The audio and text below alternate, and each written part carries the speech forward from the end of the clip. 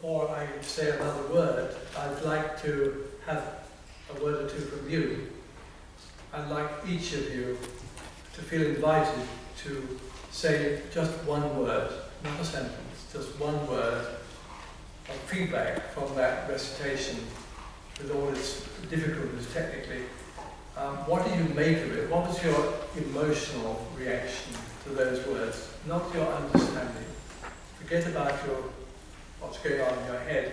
Just what is your emotional reaction to hearing that recitation? Would you like to begin? Would you like to begin, Anne? Longing. Longing. Great. Thank you. Longing. Any more responses? Beauty. Beauty. Thank you. Invitational. Sorry? Invitational. Invitational. Thank you. Female. Say that again. Female. Thank you. Luscious. Luscious. Excitement. Excitement. Outpouring. Outpouring. Sorrow. Sorrow. Perseverance. Sorry? Perseverance. Perseverance. Ballet. Say that again. Ballet. Ballet. Yes. Topographical. Say that. Topographical. Topographical. Yes. Topographical. Soothing. Say it. Soothing. Soothing. Healing. Soothing. Soothing. Thank you. Sorry, Stephen. It's a bit difficult to hear you, so when I ask you to speak, just speak up as loud as you can. Any other responses? Love. Love. Mystery. Mystery. Adoration. Adoration. Black. Black. And beautiful. And beautiful. Okay, well, thank you very, very much for those responses, which means that you have actually grasped what it's about. All those words are relevant to what this poem is about. How many of you actually heard the poem read in full before? One, Jane? Yes. It's not often read in full. In church, we generally get it. We get a section that perhaps read at a wedding. Lady here was telling me that she's been taking a couple of weddings, and both weddings the bride and groom wanted readings from the Song of Songs. There are, I think, several reasons for that. One is that I suggest to you that it's a poem that doesn't require any previous knowledge. You do not know, this is just a song about love. It's a song about longing, a song about yearning. It's a celebration of love, with no implications whatsoever actually about marriage. Although the word bride does come into it, I'll explain that the word bride here is not perhaps what you think. So it's often read in little chunks, and the other chunk that is sometimes read is the love being strong as death. You've heard that, I'm sure. Love sometimes is said stronger than death, but actually it's strong as death. Thank you for those responses. I'd like to just begin by saying why I decided to write a book about this. I went to a conversation only on Thursday evening in London, where your previous Bishop of Oxford, Richard Harries, was one of the conversation partners, along with a professor and a sister, his sister. They were conversing about another book on the Song of Songs, which has come out this year by a friend of mine called Stephen Reynolds, which I think is a wonderful book. But obviously I don't want you to go away thinking I wanted that book and not his book.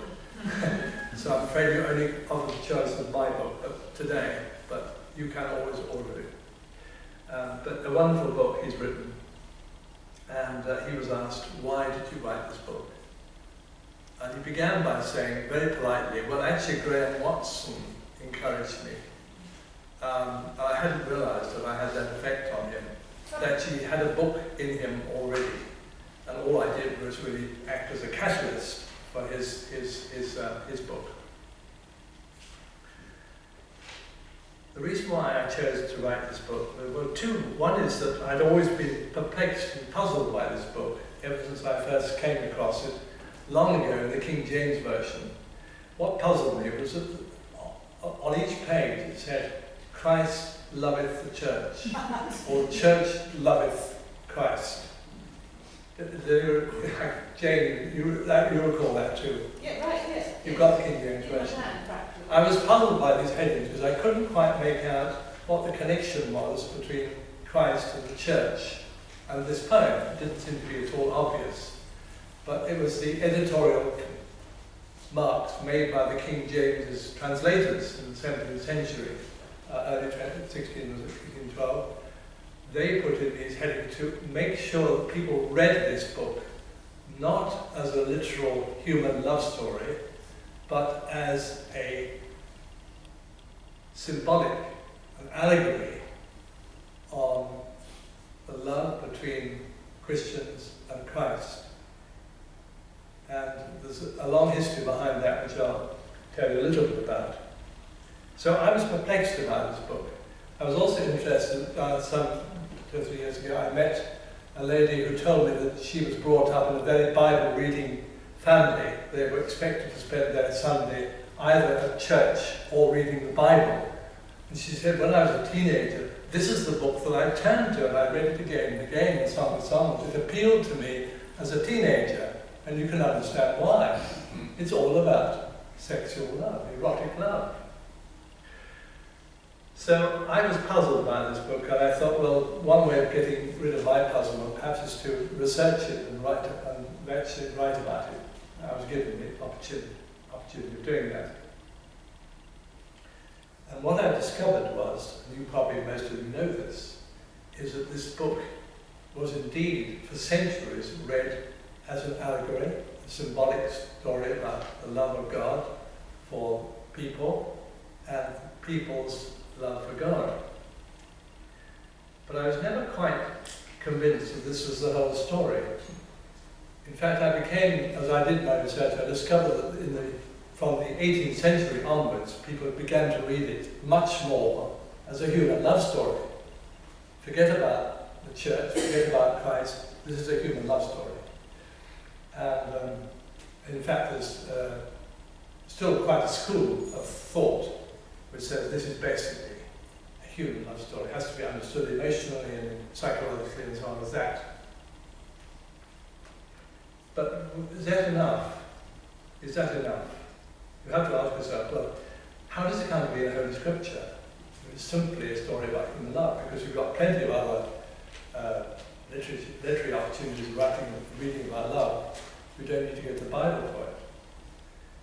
So it's puzzled me, and as I puzzled that, I then began to go into it a bit further, and I discovered really that my feeling is, quite strong feeling is, I don't hesitate to affirm this poem as an unashamed celebration of human love, and therefore hooray for those who want to have it read at the wedding between two lovers. But that is not all there is to it, as I'll explain. I explain it in this way, that from early days, the rabbis, Jewish rabbis, followed by Christian commentators such as Origen, and you go on through all the fathers, early fathers, and on into the Middle Ages, particularly St. Bernard. St. Bernard wrote 86 sermons, no less. And not content with writing 86 sermons on the Song of Songs, he went over revising them and getting them more and more to his heart. If you look up all the sermons of Bernard of Clairvaux, who was one of the greatest churchmen in the 12th century, this is what he focused on. He felt the Song of Songs spoke all it needed to speak about the love between God and humankind.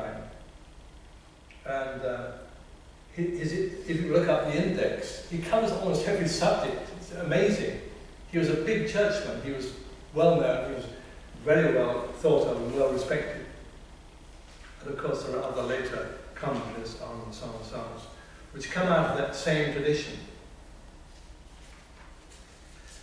Let me just say a word now about the language of love in poetry. I'm not a literary scholar, but I would suggest to you that the language of love in poetry is the language of excess, of movement, of change, and of life. It cannot remain static and achieve its goal. And it's the very exuberance of the language of love which compels the poets to acknowledge that all language fails sooner or later when it comes to speaking of the relationship between human beings and God. And I suggest to you the best poetry brings us into a sense of mystery, and someone mentioned mystery a few years ago, and to silence. As a Dominican preacher and writer, Meister Eckhart, wrote in the 13th century, in typically paradoxical manner, silence is the language God speaks, and everything else is a bad translation. Silence is the language God speaks, and everything else is a bad translation. Do you get it? That language is never enough to express our deepest emotions. We can approximate to it with language, but you always know the language is not enough. Lovers constantly say, don't know when they're courting, I don't know how to say this to you. I do not know how to say this to you apart from very obvious words like I love you. I do not know how to express my deepest feeling. So it's about love, and it's about the deepest sort of love. And I suggest to you the deepest human love actually leads us to understand a bit more about the love of God, the unconditional love of God for us as human beings, and our poor attempts to return that love to Him, to God. Any questions at this point? I'm very open to questions because I learn a lot from the questions people have. Any questions, please feel free to ask a question now. There will be time for questions later on, but feel free to ask any question you have before I go on. You've got a question, George. Yes. You go on. Well, it begins with the Song of Songs, which is Solomon's. Yeah. I wondered if you'd like to say a bit more. Well, that's a very interesting question. And I've got to say that on that question, I've come to a different view, I think, since I wrote that book. To my mind, yes, the poem is associated with Solomon. The question is it associated with historical Solomon or with an idea about Solomon? Solomon lived in the 10th century BC, and for many reasons scholars say this book cannot be earlier than to about 200 before Christ. So there's a gap of about 700 or 800 years.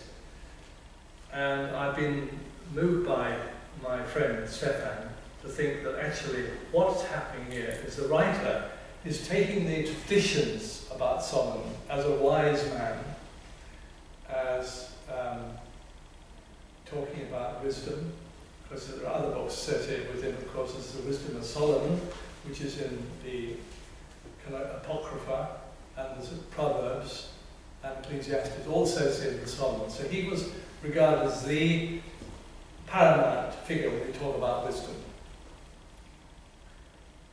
Now, my friend Stefan, and I am really touched by what he said, he believes that the writer has used that tradition and placed the poem back, as it were, 700 years back to the time of Solomon in a kind of imaginative way. Rather like, the nearest I can think about it is one of these wonderful novels like Hilary Mantel, writing about the Tudor period, and Thomas Cromwell.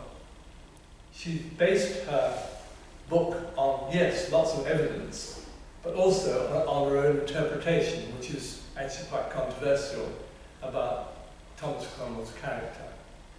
And I think I would suggest to you this poem has been written in that kind of way, not as a prose writing, but a poem set back 700 years into the time of Solomon, reflecting that period, but also reflecting later ideas about love and about philosophy and about wisdom.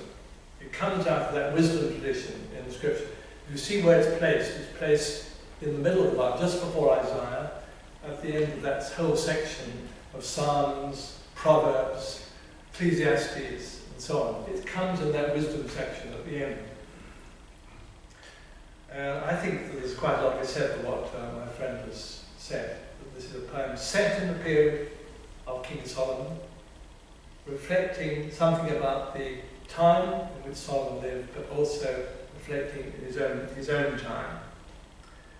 And it's interesting that when the rabbis came to think about this book, after the fall of Jerusalem, Jerusalem was flat, absolutely destroyed by the Romans, in AD 70. The rabbis began to scratch their heads and say, well, we've no longer got the temple, what have we got? One of the leading rabbis, Paul Akiva, said, well, we've got the Song of Songs. The Song of Songs, and that means in Hebrew, the top song, the best of all songs, the top song. We've got that. If we had nothing else, we'd have the Song of Songs. So they saw this book as an access, providing access to God, which they had lost through the destruction of the temple. So that tradition goes back to the early 2nd century after Christ, and it was picked up, as I say, by the Christian writers, the early period. Does that answer your question? Yes. Any follow-up question? Let me then go straight into the beginning of this poem. You may like it to look at your text if you want to. You don't have to, but if you like to have it in front of you. The very second verse, read by Georgie, was, let him kiss me with the kisses of his mouth, for your love is better than wine, your anointing oils are fragrant, your name is perfume poured out. Okay, well, now what's happening here? What's happening? As the poem opens, we are immediately caught up into a conversation. Or is it a conversation? Or is it a soliloquy of someone speaking of her yearning for a deeper relationship of love? Or is it a cry being overheard by an audience, we discover, of women, daughters of Jerusalem? I don't think there's any way of answering that question. What is surely most striking is the woman's powerful expression of her desire for her lover's presence, physical touch, her embrace, his kiss. In fact, throughout the whole poem, I suggest to you that love is there, but it's actually longing which is most prominent. The intense longing is actually, I think, the key to understanding this poem. I'm glad one of you said longing, yearning. And here, I think it strikes a very core, a big chord with us. All of us yearn for love. Whoever we are, we yearn for love. If we're lucky enough to have a good relationship, we still yearn for deeper love. We learn for deeper love. We learn what deeper love means. It cannot be possessive or jealous or hold another person as if we own them. We don't. There's always, in that relationship, there has to be an opening up to possibilities that may not be comfortable, always. So I suggest to you that this poem is all about longing for love. And whether that's human love or divine love is up to each of us. The next thing I think you all noticed by your responses is the highly sensuous character of these first lines. All the senses are invoked. Sight, sound, taste, smell, and touch especially the sense of smell.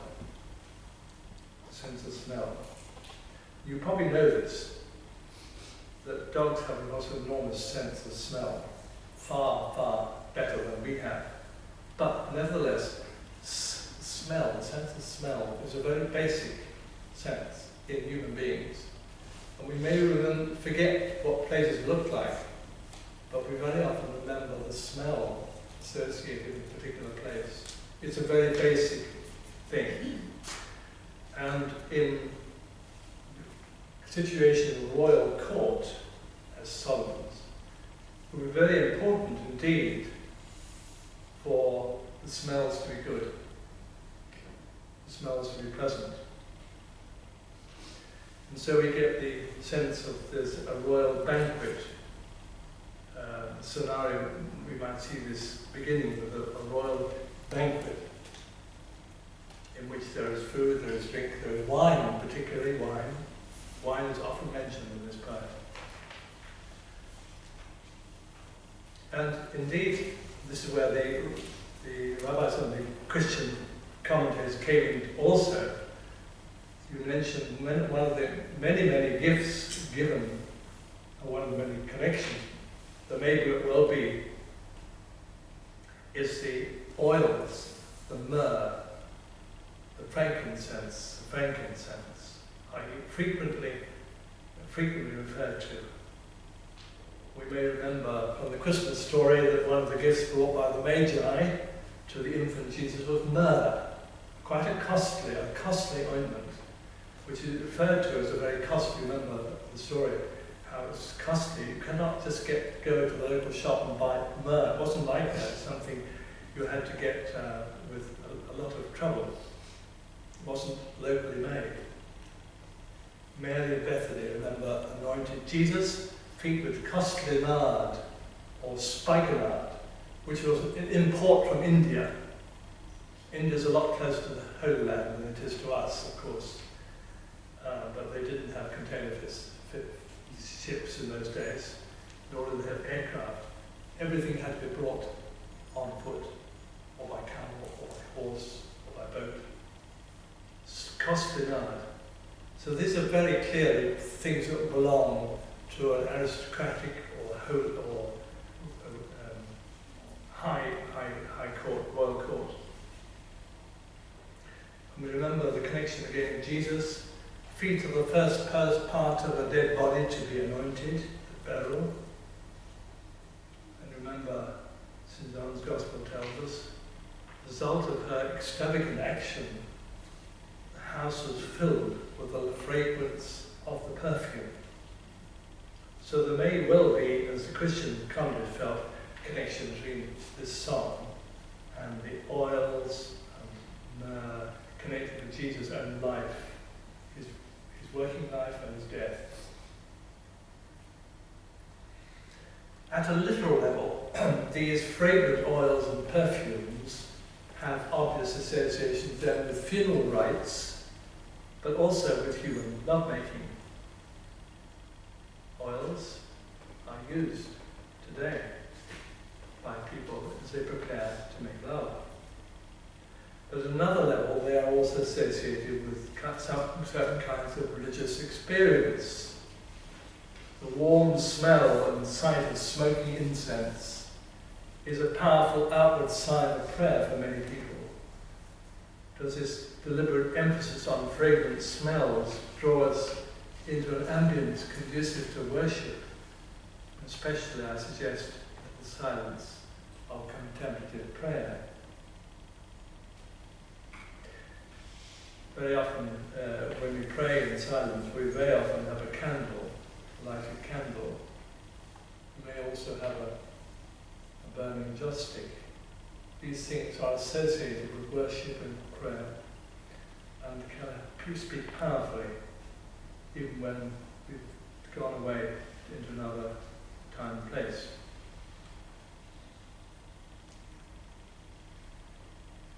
So that's something about the opening sentence or two of the song. I'm going to move in a moment to chapter 2, and verses 10 13, which is indeed one of the passages also sometimes extracted for reading on Sunday. I think there's one Sunday in the year in the common worship calendar where this passage comes. Chapter 2, verses 10 to 13. Question? Yes? Would you like to comment on lines,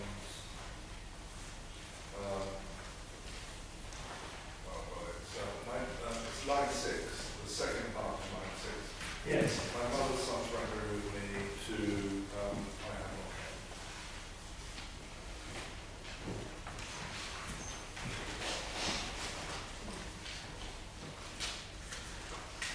Yes, that's a very interesting passage. There are,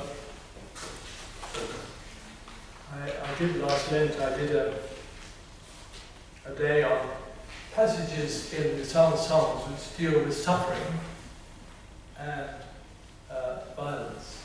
My nephew, not my niece's brother, but another nephew, said to me, well, Uncle Graham, he said, I don't suppose there's much sex and violence in your book. And I said, well, you'd be surprised. There's a bit of sex, quite a bit of sex, and there's actually bits of violence. In this passage, my mother's sons were angry with me. They made me keep of the vineyards. But my own vineyard I have not kept. Do not gaze at me, because I'm dark, because the sun is gazing. Here, there seems to be a flavour of intimidation. Her brothers seem to be not very good friends with her. They make her work like a slave. In the sun, she gets black. I'll come back to that later, but there is here a sense of intimidation. This is not all love and kisses all the way. There are elements of darkness in this poem, which I think relate really to the realities of life. Later on, you may remember the passage where the maiden goes out looking for her lover, and she's met by the sentinels. And this time they're not helpful, and they beat her up. They tear her clothes off, beat her up. There is genuine suffering and pain, real pain. And that's also part of this poem. We don't know why the brothers were angry with her. There's no explanation given at all. It just seemed to be part of the story. Now, if you've got £25 to spare, and you can borrow or buy rather my friend's book. He's got a bit more about this. I think it's all speculative, really. We don't know. We don't know what the background story is. Was it jealousy? We don't know. You can only speculate. I don't think I haven't really answered your question, or have I? In part, I was wondering whether there was any significance to that not keeping the vineyard, and then the remainder of that story, that's a section of the poem, was one long read originally, without punctuation even, but whether, what the significance of the pastor is, there's obviously a link there to the Passover, and then this is about one who is veiled. Very topical, really. Well, that's interesting. I don't think anyone heard the question. Could you repeat? Yes, actually, it'd be better. We don't want more of difficult sounds to cope with, but I've tried. yes, it might help. Like that. I've not much confidence in this, but Would it be nice and far away from the other one? yes. It might help.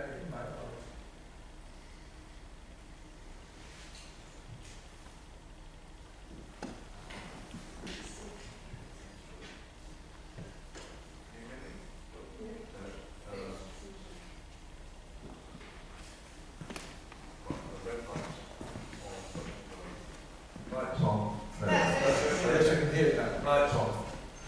Yes. Nobody at home. Usual thing. Right.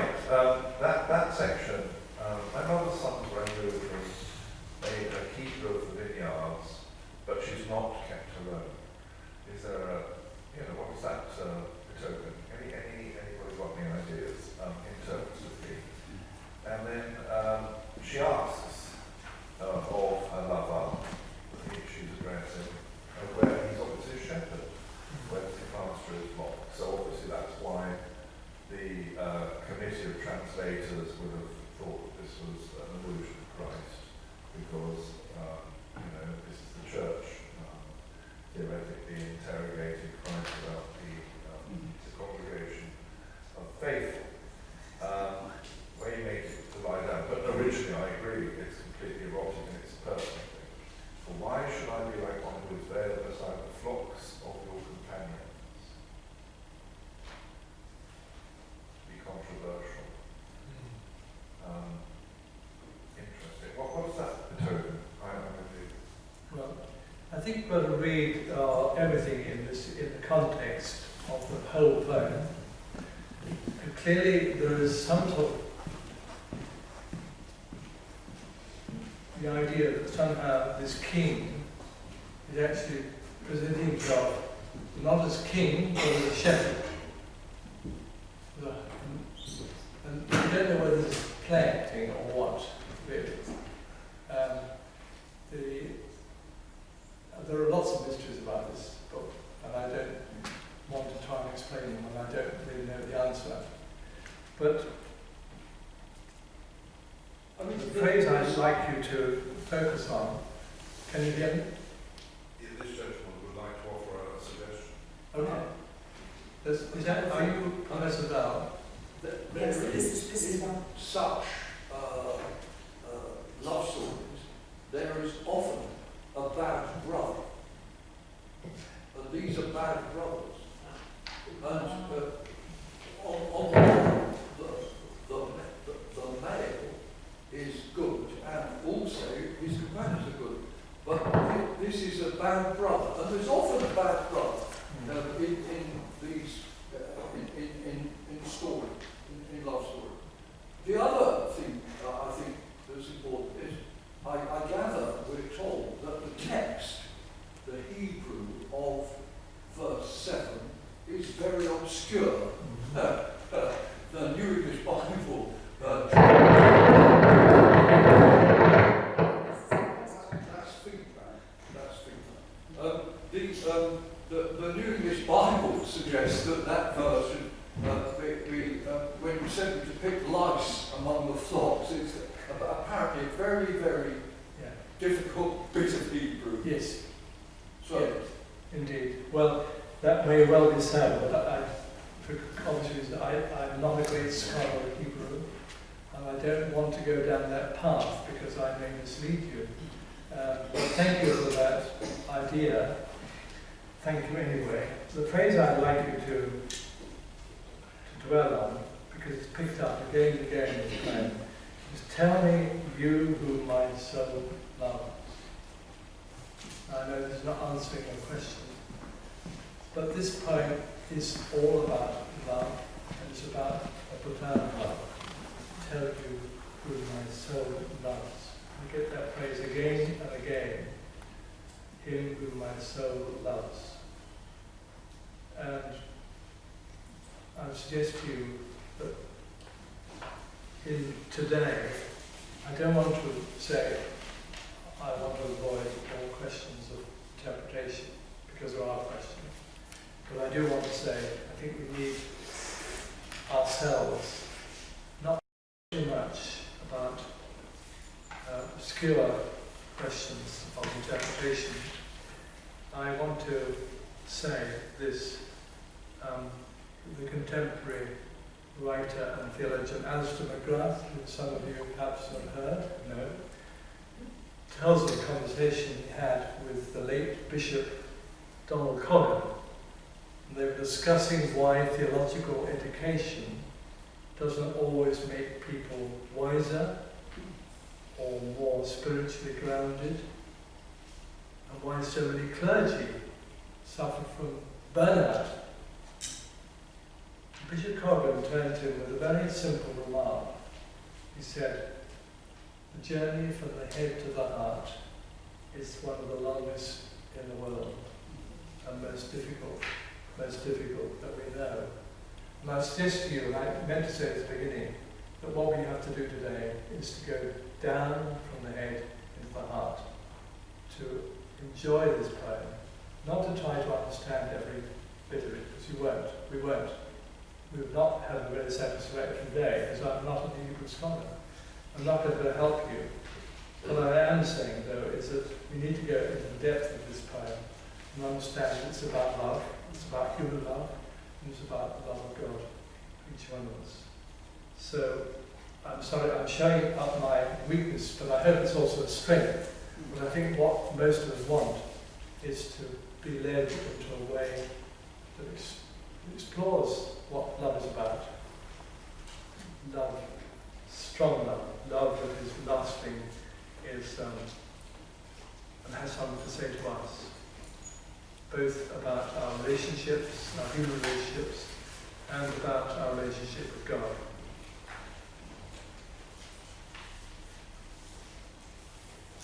So I want to move on now to chapter 2, verses 10 to 13.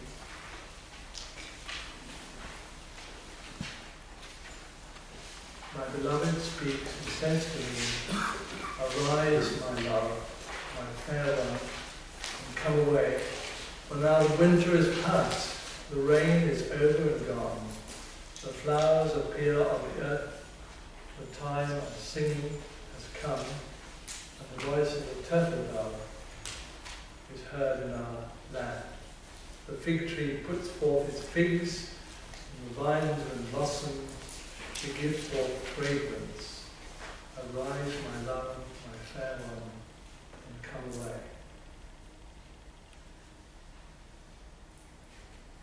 Here again, as at the beginning, the reader is invited, his and her senses, to feast on the sights and smells of flowers and the sounds of birds and human singing after as spring comes, after long months of cold winter rains. We had a lovely summer this year, but we had a long winter. Do you remember? A long winter. And I think we can experience that delight when spring comes at the end of a long period of winter. It's a glimpse of heaven, either the earthly kind or of heaven, a paradise installed. The profusion of flowers following winter is part of nature's cycle, part of what we enjoy. And when I worked in East Africa, in Tanzania, for 10 years, I missed that sense of the season. We only had a dry season and a wet season, really, and they were both hot. It's also the season that proverbially brings out lovers.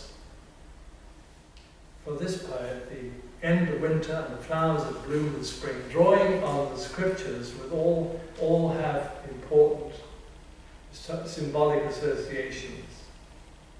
They are associated with scripture. This is why I think this poem cannot simply be a human love song out of nowhere. It's got a background, and there's a scriptural background here. There are many, many references to Old Testament writings. Isaiah says that after a time of alienation from God, the wilderness shall blossom like the rose. Hosea predicts that Israel shall blossom like the vine, and his remembrance or his fragrance shall be like wine in Lebanon. So spring flowers are symbols of restored beauty of Israel and Jerusalem. It's very notable how this poet draws on the imagery of the Hebrew prophets.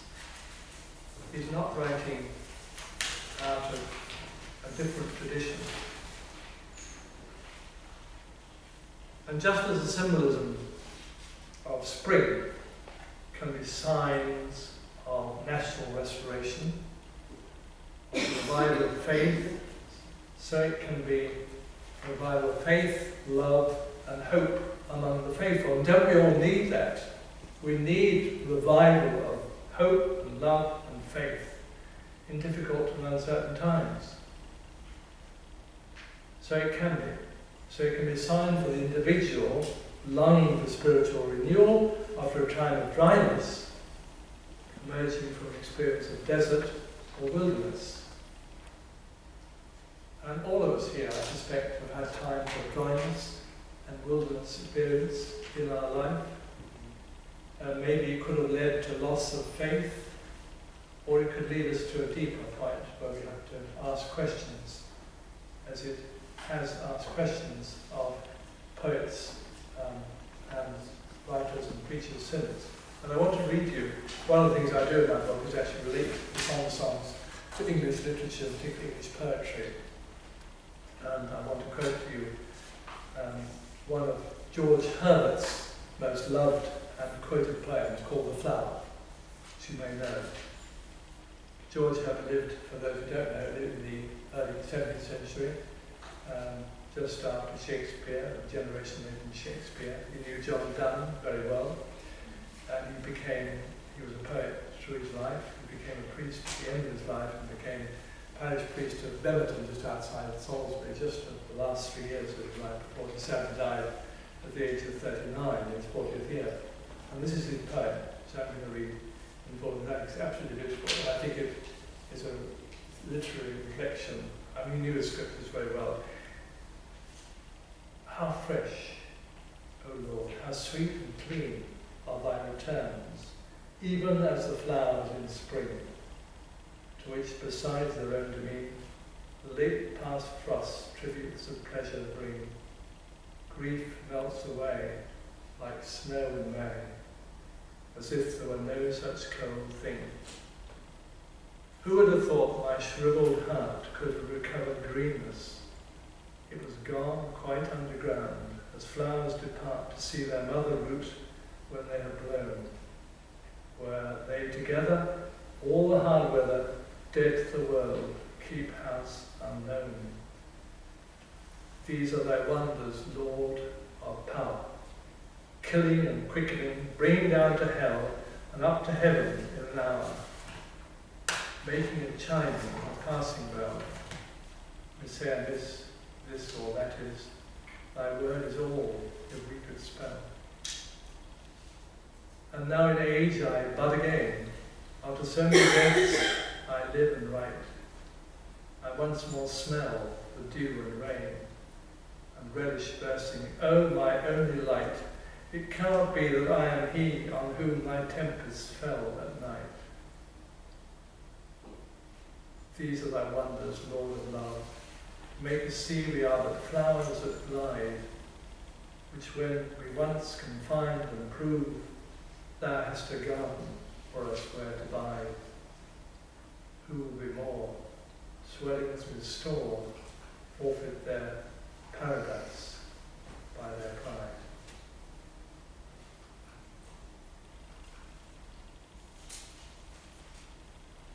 So we've got to 11:30, and we're now, there is a bit more time for questions and discussion. If you would like to say anything now, comment or a question for a few minutes before we have a time of silence together. So again, over to you. Yes? What do you make of Charlie Cleverley's book, Vicar at St Albans? Have you read that? I have read it, thank you.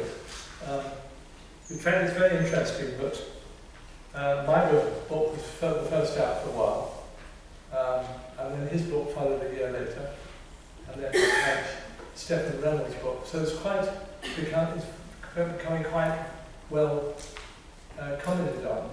I thought it was a very good book. His approach is, from an evangelical point of view, his approach is very pastoral, and he sees in the Song of Songs a way in which past people can be helped in their relationships with one another and also with God. So I'm all for every bit of word said wisely about the Song of Songs, because I want it to be better known and to be understood that this is a great treasure we have, which has been forgotten.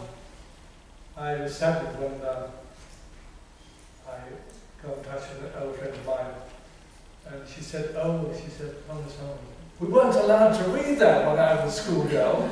I went to a convent, we weren't allowed to read it. And I said, what a shame. I said, would you be interested in my book? She said, no, I think, she said, I'm too inhibited. She said, I don't think I could go there. It's a shame, isn't it? I think we've had to recognise that Christianity's done erotic love no good. It's done it no good.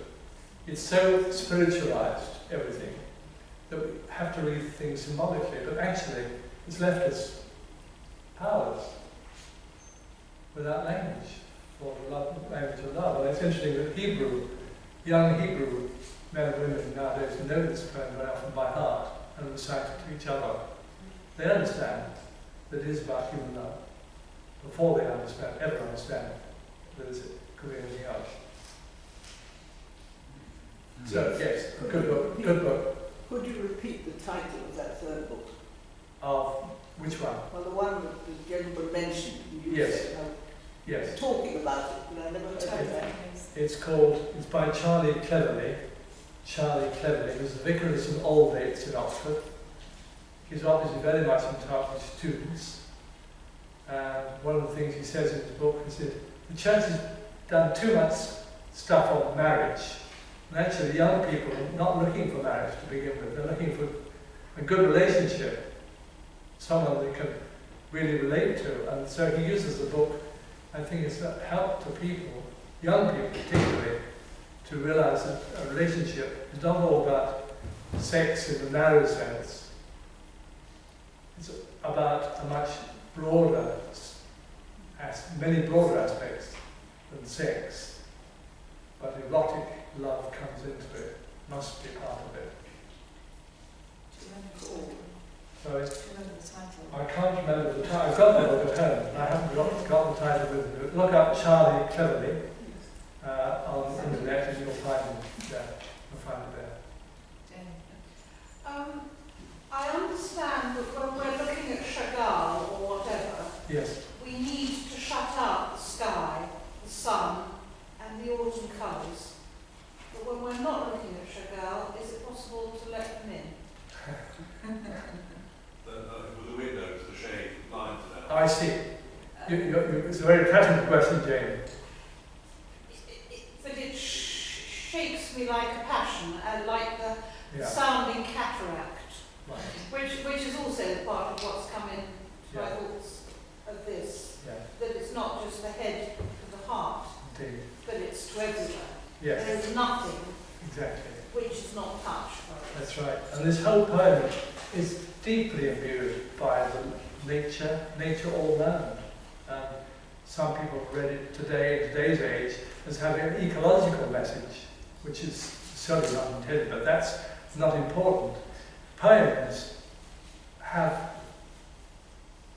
they resonate, and they bring out all sorts of things that the writer would never have dreamed of.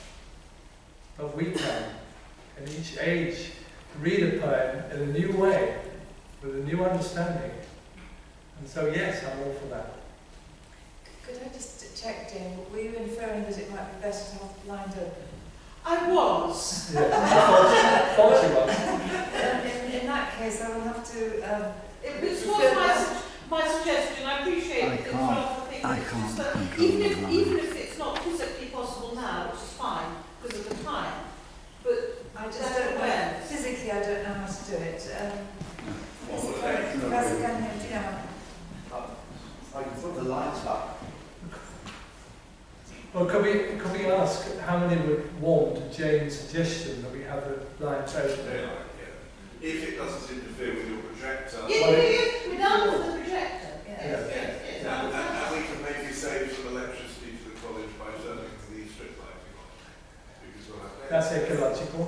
There's the ecological message. Yeah. Well, I think... There we are. We've got the sunshine. We've got the sunshine. Thank you, Ben. There's a point I'd like to make. Can you hear me? Because I'm terrified of these machines.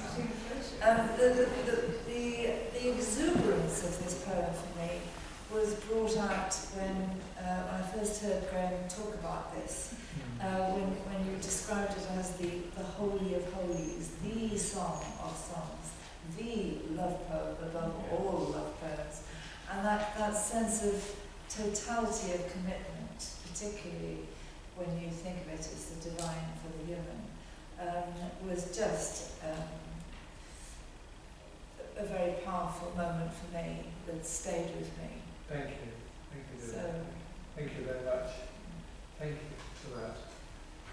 Yes, if we go away with nothing but that sense of exuberance of love, human love and of divine love, that would be something great to take away.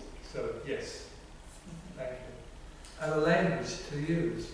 This song has been, of course, picked up by secular writers, by musicians, that's why it's so good we can have some music, and by artists. They've all seen the value of this song. When the church has been a bit tight-lipped about it, you know, a bit tight-lipped, much, I think, to our loss. So let's bring it out in the open. Let's not be shy of reading some song, and reading it to each other. Leave that now for, Yes. or are there any other burning questions? Yes? Can I make a comment about these opening two chapters? I think that when it comes to this law, as it were, I think that would strike one is that it is interesting that the voices are blurred together. I mean, the handout splits the voice.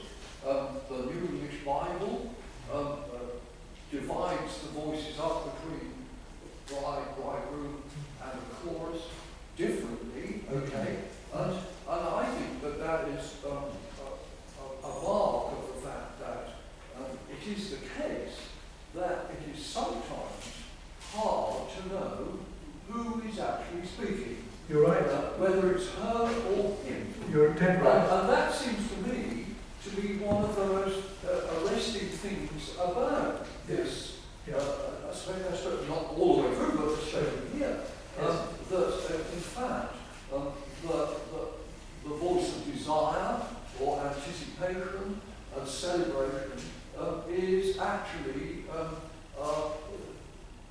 sometimes you're not able to tell whether it's her or him who is speaking. Yes. And that seems to me to be one of the best things about it, as it were, because of a kind of interaction or a connection, an equality, as it were, of celebration and desire.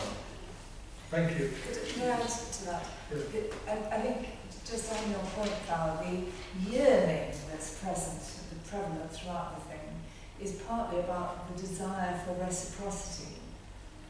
So that it's not just a one-way relationship. It's Absolutely not. so almost an imagined.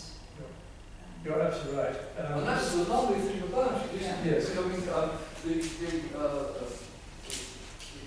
manifesting in the kind of great tradition of love poetry, but a great deal of love poetry is very clearly in the mouth of one or the other speaker. Yes. In our tradition, manifestly, it's a male voice, usually a male voice. The woman's voice is less often heard. This is a kind of fact of literary history. But in this time, there is this wonderful kind of mutuality. And so much so that it is sometimes difficult to actually distinguish the voices. I was going to say 2 points about that. One is that the way it's been divided up by us was following the Revised Standard Version. So there are other editions, as you say, which divided up differently. This is because the Hebrews did not put in editorial comments. They left it as it is. So it is open to different ways of thinking, and it is And I was going to say it, perhaps I'll say it now, without, I don't want to be provocative, but it seems to me that this poem can be read by people of any sexuality, male, female, of any, yes, whether they're gay or lesbian or whatever, we call them nowadays LGBT and so on. It can be read by people of different sexuality. If we take away from the original, take it out of the original context, that is open to a wide interpretation. So I hope people would use it and not feel bound by any conventions as to how they read it. And so thank you for that. It's also quite, sorry, Yes. so it's an unusual poem in that it is dramatic. Yeah. In other words, it's almost like a play, a Greek classical play, Coryphée, Yeah. with, you've got chorus, you've got the recitative, you've got personae, and all the rest of it. But of course, as you say, in the original Greek scroll, Megillah, it would all have been one continuous ticker-tape of Ivrit. Yeah. That's right. That's right. I wish someone would have the imagination to make a film Yes. based on this poem. I think it would have an amazing effect if it was done well. Because you asked for one word, I gave ballet, but if Yes, you we'd did. been allowed 2 words, my second word was cinematographic. There you go. Thank you. Well, there's a thought.